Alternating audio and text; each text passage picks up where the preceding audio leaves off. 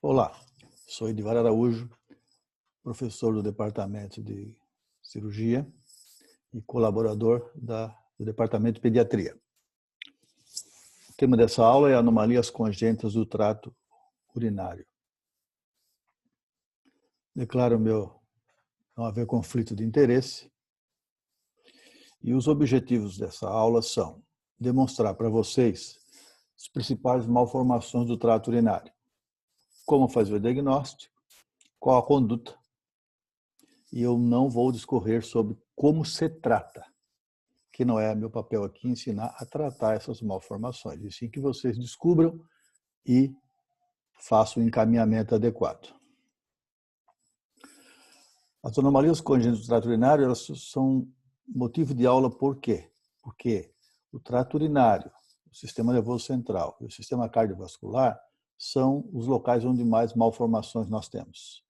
O trato urinário, o trato geniturinário, estima-se em até 2% que os fetos tenham malformação. Existem 3 possibilidades de você fazer diagnóstico, tentar explicar dessa forma. Num paciente assintomático, ou seja, na fase fetal, pacientes que apresentam algum sintoma e aquelas malformações que vocês podem fazer diagnóstico por exame físico. Com essa quantidade muito grande de malformações, nós vamos fazer nessa aula em 2 gravações. Eu vou abordar o assintomático e os pacientes com sintomas e deixo os diagnósticos por exame físico para outra gravação. Acho que fica melhor para vocês. Então, se nós temos 3 possibilidades, vamos à primeira. Quando o paciente é ainda assintomático, ultrassom pré-natal, ou seja, diagnóstico através da ultrassom obstétrico. Então, nós já falamos da incidência, ela é muito alta, mas existem algumas coisas que vocês têm que saber. Primeiro, a grande maioria das malformações, elas são unilaterais.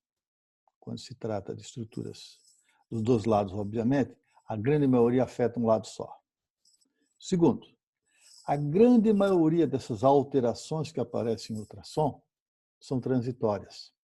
Muitas desaparecem.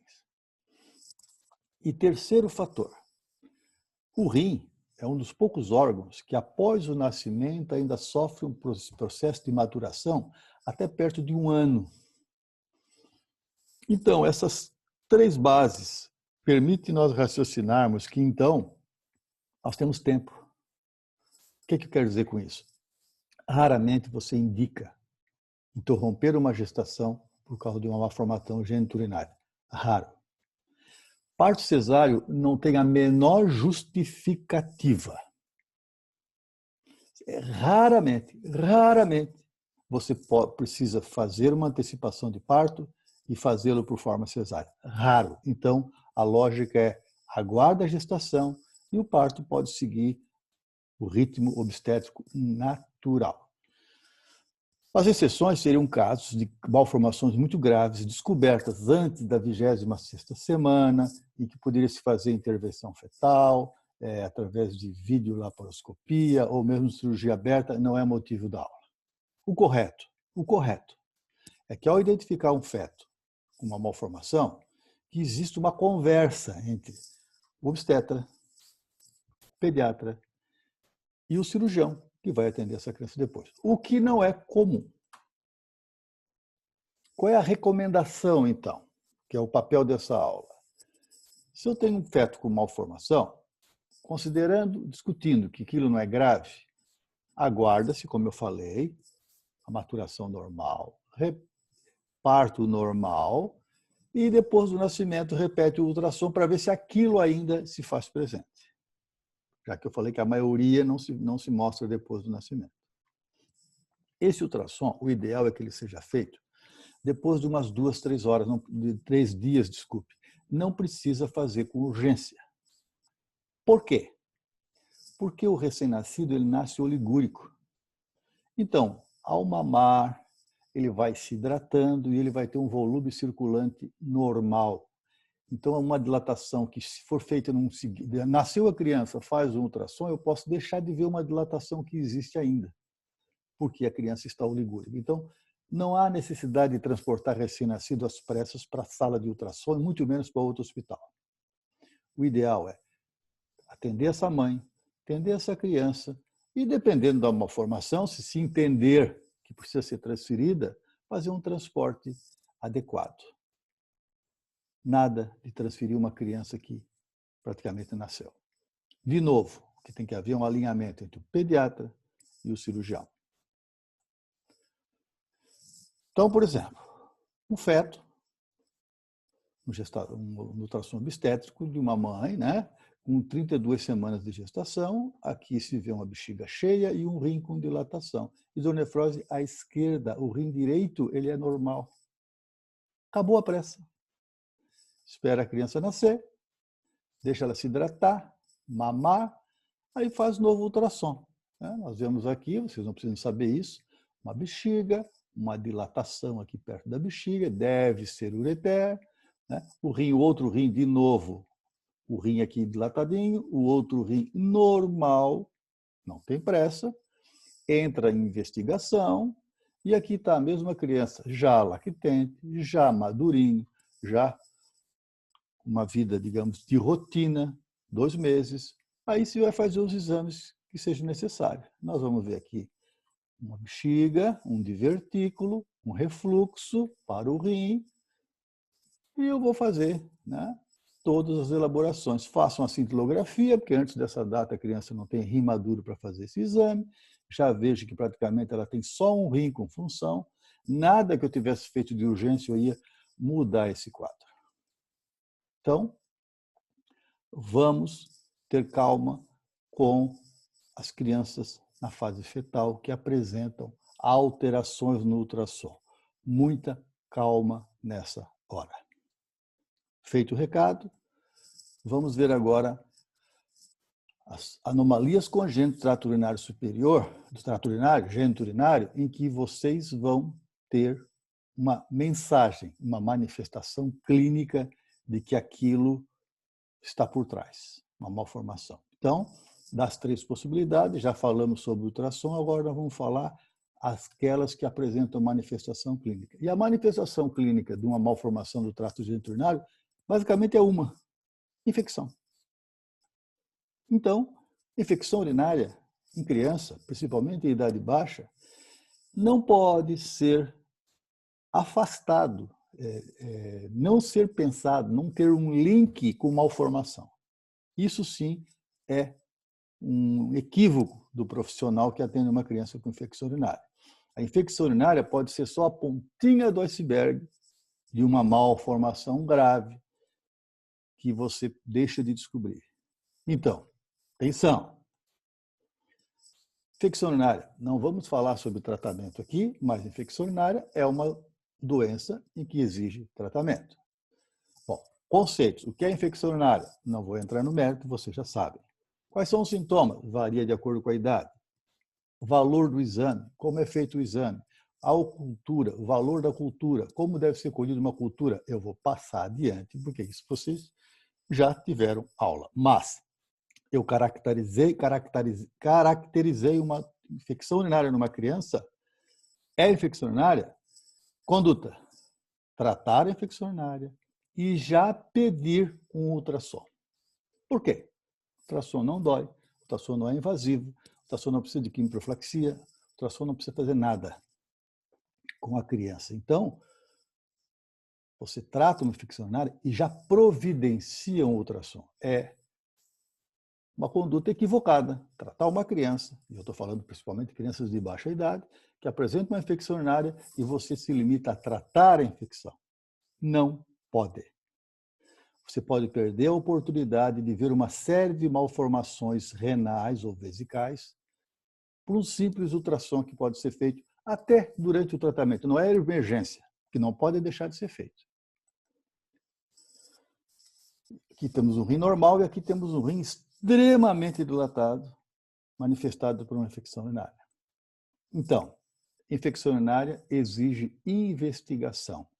O recomendado é Infecção, faz ultrassom. Se o ultrassom for normal, observa. Se o ultrassom for anormal, aparece uma dilatação, aparece uma alteração importante, eu já posso pedir uma uretocisto. Se o ultrassom for normal, eu não peço uretocisto, eu aguardo. Se essa criança voltar a ter uma infecção urinária, é que eu vou fazer uretocisto e depois vem toda a investigação. Então, infecção urinária é igual a tratamento mais investigação, pelo menos com ultrassom. Muito bem. O que é que nós podemos descobrir quando investigamos uma infecção urinária?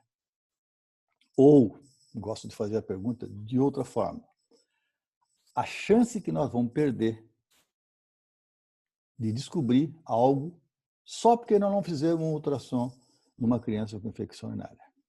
E aí vem as doenças que eu vou falando para que vocês saibam que existe, mas que não é mérito aqui da aula, não é motivo, ensinar a tratar, dizer como é que eu faço, que isso não é o objetivo da aula. Então, situação gravíssima, válvula na uretra, coisa congênita que obstrui o fluxo urinário, destrói bexiga, destrói às vezes os 2 rins. Eu posso descobrir com ultrassom. Refluxo vésico-ureteral ainda é o que mais leva crianças a transplante. É a volta da urina para o rim. A urina da bexiga para o rim. E pode ser unilateral, bilateral, tem de várias proporções. E nós temos que fazer, cada infecção é uma cicatriz renal. Então, nós temos que ter a capacidade de descobrir isso o mais cedo possível. Isso é uma classificação, do menos grave ao mais grave, não vamos entrar no mérito do tratamento. Hidronefrose, uma obstrução, aqui está o rim, os cálices, a pelvis, e aqui tem uma obstrução.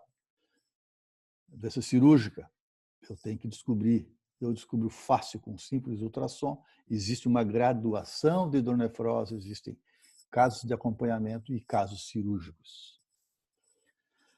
E nós chamamos de estenose da junção pielo-ureteral, que está obstruído, eu preciso desfazer essa obstrução. Mega uretera, aí é quando a obstrução não é lá na pelvis, é aqui na entrada da bexiga. Também, às vezes é cirúrgico, às vezes não, mas precisa ser descoberto o mais cedo possível. Duplicidade de via excretora.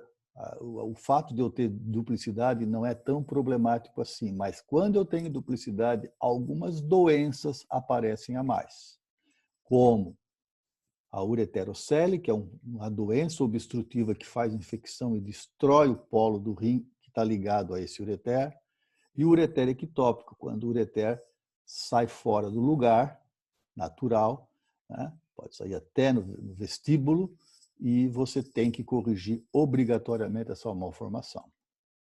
E aí nós temos outras malformações. A ectopia renal, que por si só não é uma doença, mas pode estar associada a alguns problemas.